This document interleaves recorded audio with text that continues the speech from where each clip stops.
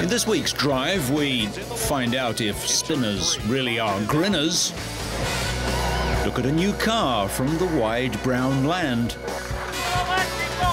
go up, over and down in Ireland, and remember a legend 10 years on. All this and more in this week's Drive.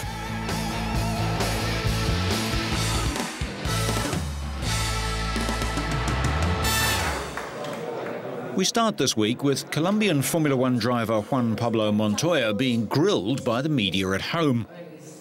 He was answering questions about whether his forthcoming jump from Williams to rival team McLaren is a good idea, given their abysmal showing so far this year. The truth is, moving from Williams to McLaren wasn't such a radical change, and suddenly I could get something more from myself with the experience that I already have from Williams, and applying that to another team could work really well. I'm not worried if they are bogged down, and if I move to McLaren and the first year is a disaster, I don't care.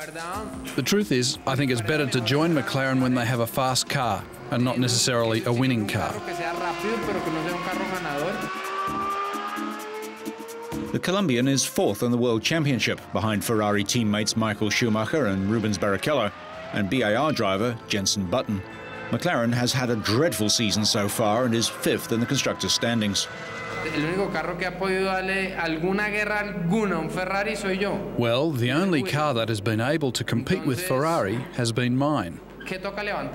Obviously, we have to find more downforce in the car, faster tyres, more power and a better setup. The car is faster and has more potential. It has a good power-to-weight ratio, and Williams is good. We'll see how we go. Despite announcing his change of team in November last year, Montoya said that Williams BMW have not limited his access to their developments of this year's car. He was confident that he would win races and collect points to give Williams the constructors' title, which is what most interests the team. Montoya finished third last year and the team was second.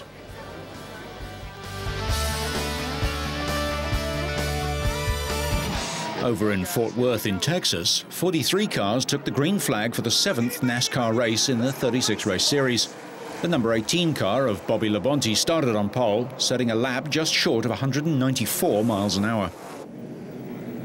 The first caution of the day came when Jeff Gordon tapped Casey Mears on the 18th lap, which tore a piece off Mears' bumper.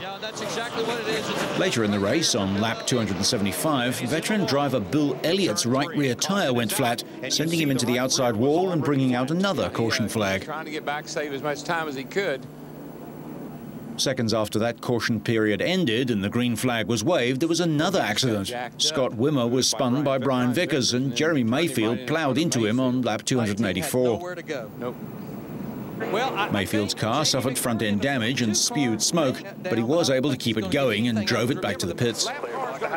This would become a two-car race during the last several laps, as veteran Elliott Sandler in the M&M's car was able to hold off Casey Kane to win by half a car length, or 0.02 of a second. Sadler and Kane were racing alone at the front of the field, with the rookie trying to get back in the lead for the 7th time. He led for 148 laps, but not on the one that mattered. Half a car length. Sadler's victory, just his second career NASCAR win, bumps him to 5th place in the championship. Kane has had 3 runner-up positions and a 3rd place finish in 7 races and lies 7th. Kurt Busch still leads the title chase from Matt Kenseth and Dale Earnhardt. Elliott Sadler.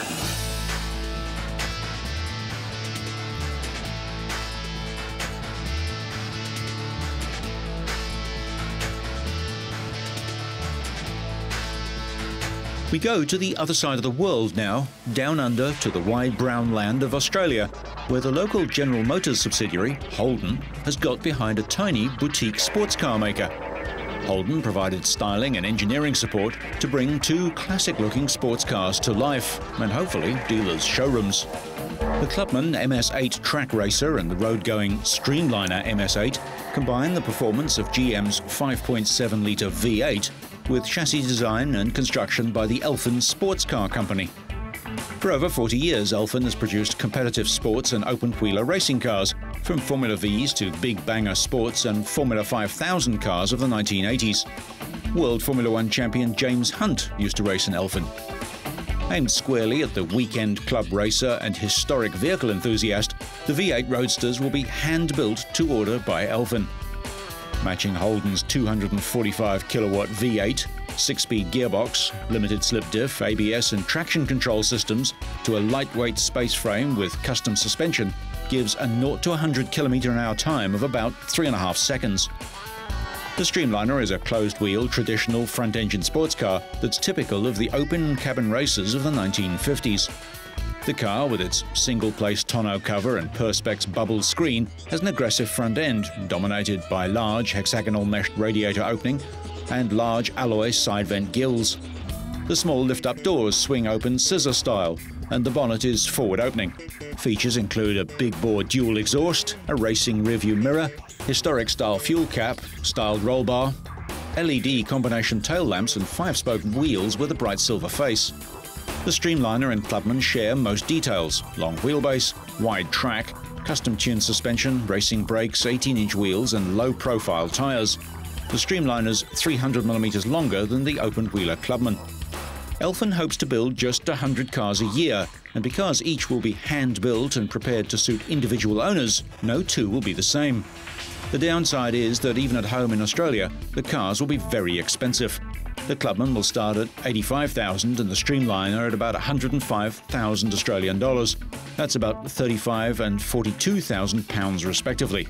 But of course, part of the appeal is that each car will be unique. At the other end of the scale, and on another side of the world, Scania went to extreme lengths to test their new R-Series range before launching them. The new trucks feature innovations and improvements in many areas. Quality, operating economy, uptime and the driver's environment have been the focus during development, and a new engine complies with forthcoming Euro 4 emission standards. The company took the best 65% of the existing range and then overhauled and updated the rest to create a competitive new global truck range. Weight has been reduced and reliability and performance improved. The R-Series is an extension and an evolution of Scania's global product range, where many of the components are interchangeable. Customer demand and legal requirements will decide which products are supplied to any given market. The R-Series cabs have passed Scania's unique new crash tests, which include frontal as well as trailer-back collisions. For example, a frontal crash into a concrete barrier at 40 km/h tests all the passive systems in fractions of a second. The steering column deforms to move the steering wheel in a predetermined way. The steering wheel moves to make the rim meet the driver's chest before deforming progressively. In the test, the seatbelts, pretensioners and airbag worked and deployed as they should. The knees of the dummy struck the dashboard, which yielded without cracking. Similarly, the trailer-back crash at 35 km/h, which hits the cab in a more sensitive area than the concrete barrier, triggered the right behavior from the passive safety systems. Scania also performs separate crash tests on the underrun protection system. An Audi A3 slams into a Scania truck at 60 km/h in an offset crash, meaning the impact involves 75% of the car's frontal width. This type of crash demands high safety standards in both the car and the truck. Thanks to Audi's passenger safety design and the truck's underrun protection system, passengers in the car were subject to very low crash forces and could have walked away from a similar incident. The truck driver would have maintained his ability to steer and brake, stopping in a safe place as needed. The front underrun protection is integrated in the bumper, which doubles as a spoiler that improves airflow at the front of the truck. Scania trucks find their way into virtually every country and driving condition on Earth, so the company tests them virtually to destruction. Besides rig testing, prototypes from the new range have been tested over more than 3 million kilometers by Scania's R&D technicians. In addition, since early 2002, around 50 field test trucks have covered close to 4 million kilometers in the hands of customers in 13 countries. Some 200 drivers have been involved, observing strict confidentiality in their day-to-day work, but open-minded in the extensive interview sessions that have formed part of the follow-up process. On the whole, the tests have run smoothly with few major problems and positive reactions from customers. During the first months of this year, volumes of pre-production models built for testing increased, giving Scania staff an unusual problem: how to hide a large number of the new trucks from curious eyes around the firm's main facility in Sweden. Wind tunnel testing is a vital part of road and racing car design, but few would think it much of a consideration for truck builders. Yet, as manufacturers seek to improve on designs, more and more time is spent in the tunnel. Improvements come in cutting wind noise in the cab, which often comes from the mirrors, and ensuring that a limited amount of air actually reaches the windscreen, thereby keeping it cleaner for longer, improving visibility and safety. Airflow across radiators and oil coolers needs to maintain constant operating temperatures, irrespective of where or how the truck is driven or the load it hauls. And similarly, airflow across the brakes and the air systems must be kept constant.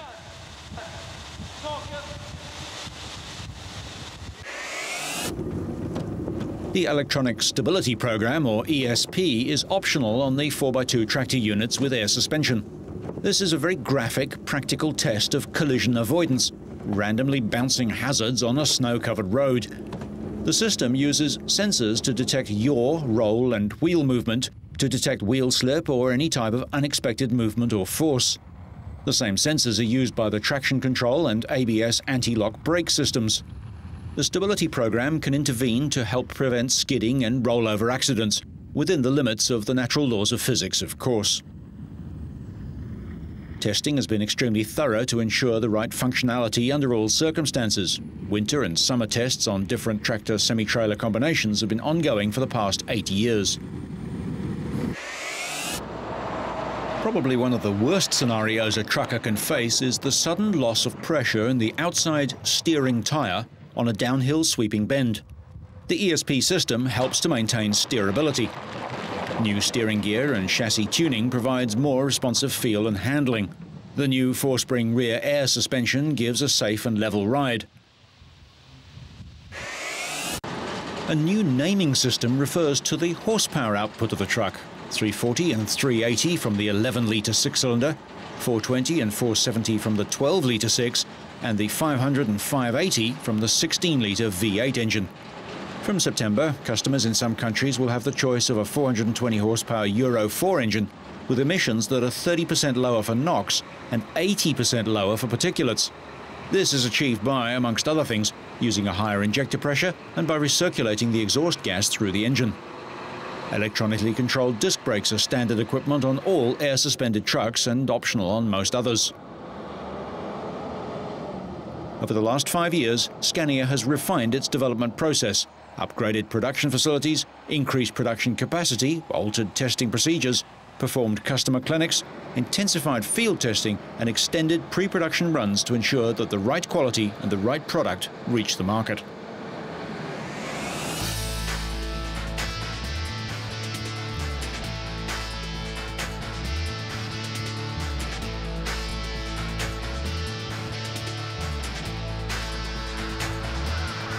Over 15,000 Trials fans went to Northern Ireland for the first time in 7 years for the opening round of the 2004 championship.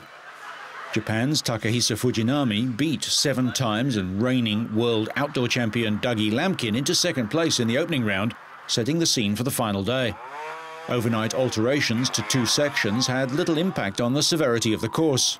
With no rain to wash the rocks clean, the riding surface in many of the hazards was even more slippery as mud was dragged over the boulders by early riders.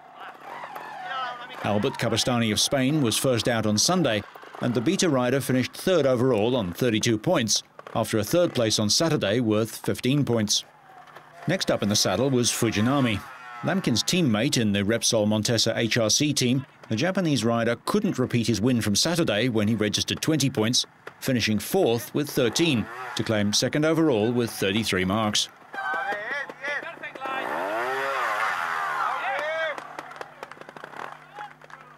Then onto the rocks came Lampkin. He's equalled the record 7 world titles of Spanish legend Jordi Torres, but this year may see him surpass it. He easily negotiated the rocky terrain on a windy final day as the champion showed his class by winning the closing laps of the competition by 13 marks. With a total score of 37, he ended 4 points clear of his Japanese rival. Meanwhile, Adam Raga of Spain, the reigning world indoor trials champion, struggled for position, but managed to accelerate up the steep, slippery bank and secure third place on Sunday with 15 points. It was enough for him to claim fourth place overall with 28. Different skills are required in the natural conditions of the outdoor championship over those needed to succeed on man-made obstacles used in the arena or indoor trials championship, where Raga has reigned supreme in past months.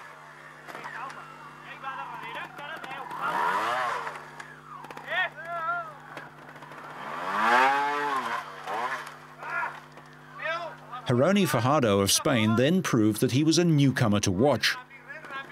The Gas rider took 6th place on Saturday and improved to 4th on Sunday after this brave ascent up the sheer rock face to edge out compatriot Mark Frieser and take 5th place overall on 21 points.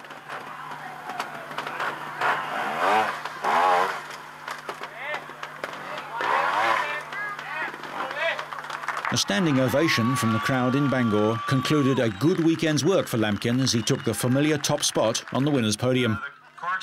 Kabastani and Raga made sure Lampkin's party started as the champagne flowed in Northern Ireland. Agueda was the venue for the third event of the motocross MX1 calendar, the Grand Prix of Portugal, and the fans were hoping to see the current world champion, Stefan Everts, put on another virtuoso display. An early tangle saw Joshua Coppins lose many places as he battled to restart his bike. Belgian Everts took the maximum 50 points in Spain, and he soon took the lead. Norway's Kenneth Gundersen slipped in behind, and Mikael Pichon, now fully recovered from a serious injury sustained in the latter half of last year, took third place. A 5th place in Flanders was his best result this year, so he piled on the pressure and claimed second with a lap to go. Up ahead, Everts was cruising and took the checkered flag with plenty to spare, and another 25 points for the world champion. Everts, who claimed his 7th world title in the old 250 class last year, narrowly missed the 125 title and won all 3 classes in the final round, has revealed that he will become a father for the first time in August. A pile-up at the start of race 2 left Denmark's Brian Jorgensen stuck at the back. But at the front, Pichon got away first on his Honda, closely followed by the Suzuki of Joel Smets, who's also had a quiet start to his 2004 campaign, with Josh Coppins of New Zealand staying on his bike this time to claim third. Smets dropped back after a series of mistakes, and eventually it was Everts who came through to challenge Pichon for the lead. But the Frenchman took the checkered flag, 47 points, and the overall win, his first since the German Grand Prix 11 months ago. Yeah, I think nobody can imagine how happy I am. It's been a long time, and I trained so hard, and it was difficult for a few months last year. But I think the work always pays off. And there's so many people I want to thank. You know, the doctors in Paris, of course, they put me back on my feet very quick and in the best way. After the third of 15 rounds, Everts is on top, but the next 5 riders will be chasing him, and the next round is at Valkenswaard in the Netherlands.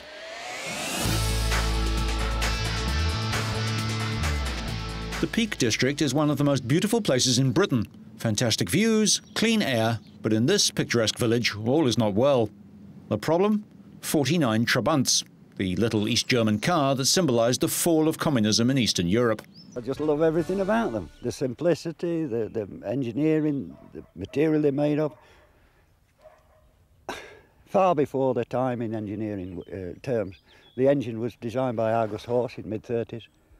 It's an engine with only 5 moving parts. We're in the centre of a very small village, the centre of a conservation area, very near the centre of the national park. And really we feel that somebody having 40, 50 cars on their land is not really the appropriate use for this sort of area. Goodall's been told to get rid of at least 40 cars, but will go to the European Court of Human Rights to keep all his Trabants. And finally, it's 10 years since the passing of 3-time world champion Ayrton Senna. He died in the opening laps of the San Marino Grand Prix at Imola in May 1994. He was the last Formula One driver to be killed in a car, but just the day before, rookie driver Roland Ratzenberger had been killed in practice at the same track. Before that tragic weekend in Italy, it had been more than 12 years since the previous Formula One fatality. As Ayrton grew, so did his lack of coordination. And to help this condition, when Ayrton was 4, his father Milton gave him a 1-horsepower kart, and Ayrton won his first competitive race in July 1973. Championships followed each year between 1977 and 81. Driving for the Tollman team, Senna made his Formula One debut in 1984, ending his first season 9th with 13 points. Joining Lotus, he took 7 pole positions and wins in Portugal and Belgium to finish 3rd. 1986 saw 8 poles with wins in Spain and the US. In 1987, Senna signed for 3 years with McLaren Honda. Racing, competing, is in my blood. It's part of me, it's part of my life. I've been doing it all my life. And it stands up before anything else. 1988 brought Ayrton Senna 13 pole positions, 8 Grand Prix wins and his first World Championship, winning again in 1990 and 91 after some epic duels with his former teammate Alain Prost, now with Ferrari.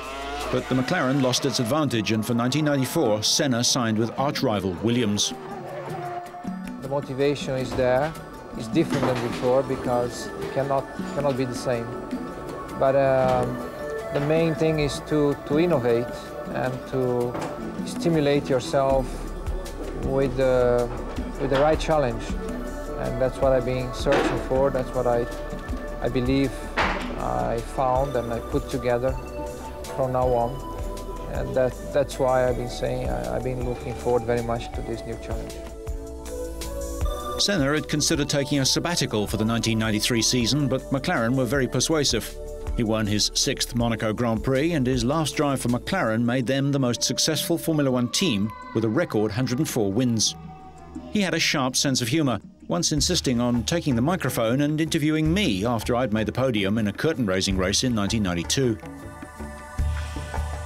Sadly, the 1994 Williams Renault was to prove far from ideal, but Senna put the car on pole in Brazil, Japan and Italy too. He was leading the restarted San Marino Grand Prix when suddenly his car veered off the track. Later, the world was told that his steering had failed and a suspension part had fatally struck his head. His Formula One career included 161 starts, 41 victories and 3 world titles, but his record of 65 pole positions still stands. In the build-up to the San Marino Grand Prix this year, Michael Schumacher revealed that Senna's death 10 years ago still haunts him. It was the first time that I'd been confronted by death in my sport, and for a while I doubted whether I wanted to carry on at all, the world champion said. Senna had a strong empathy with underprivileged people, especially children, and he frequently donated personal gear to be auctioned. He and his sister established the Senna Foundation to help educate some of the many street children in Brazil. And the last lot in today's sale, lot 342, the rare Ayrton Senna Rayos model RH317 crash helmet, used during Senna's 1991 World Championship winning season, his 3rd World Championship. With Prost close to the end of his career, fans were looking forward to battles between Senna and the emerging young talent Michael Schumacher. As it was, the pair only raced each other for a couple of seasons. Michael has scored more points and more titles than any other driver, but not even he has matched Ayrton's 65 pole positions. Who is the greatest racing driver of all time? We'll never know. But on Sunday, May the 1st, 1994, millions of people witnessed the death of one of them. So, whether you're looking for a last season win, trying out a new rig, or taking the lead, so you stay on track and up to speed, make sure you catch next week's Drive.